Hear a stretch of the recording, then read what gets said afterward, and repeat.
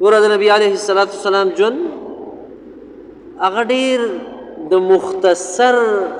مختصر وسایلو ژوند و. ډېر لږ څه ورسره و، ډېر لږ سامان. او یو ځلې صحابه کرام نبي علیه السلام یې ولیده چې یو پوزکي باندې پروت و مسجد نبوي کې،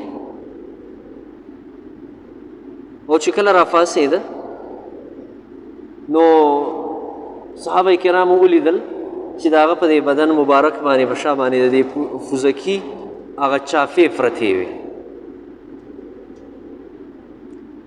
یو صحابي راغی ویل یا رسول الله تاسو له موږ یو تورشک جوړ چې په هغې باندې به تاسو سملی، نو دا دی چې دا بدن ته هم تکلیف نی. نبی علیه السلام هغوی منې کړل او ته یې وفرمیل ما لی وللدنیا، زما د دنیا سره څه کار، ما لی وللدنیا، زما او د دنیا څه کار. دا تورشک او دا خبرې دا خو به د دنیا یو سامان دی. او بیا نبی علیه السلام فرمایل چې بس زه خو د دنیا یو مسافر یم او بله ورځ دې دنیا نه روان یم، نو څه کوم به دې سامان نور چې د هغه کم شمایل او د هغه ژوند دی د نبي علیه السلام هغه وګورې نو انتهایی مختصر ژوند، بس خوراک ډېر مختصر. بس عایشه رضی الله تعالی دې پور فرمایي میاشت به تېره شوله، میاشت سپوږمۍ به راوخته او هغه سپوږمۍ به بیا ډوبه شوله او ختمه به شوه، یعنې میاشت به تېره شوه او زمونږ په نغري کې به اور بل نه شو.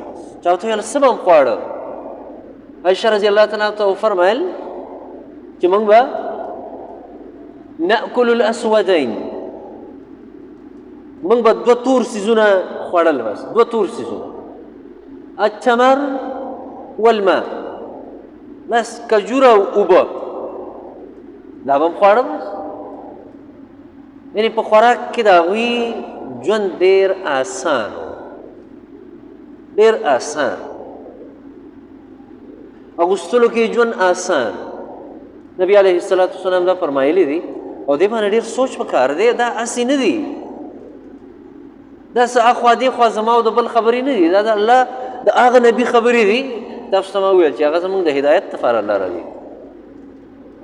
نبي کریم صلی الله علیه وسلم دا فرمایلی دي چې تاسو زیات نه زیات تاسو 3 جوړه جامې ځان له ساتئ، 3 جوړه، د دې نه چې زیاتې شي د دې به د قیامت په ورځ حساب وي.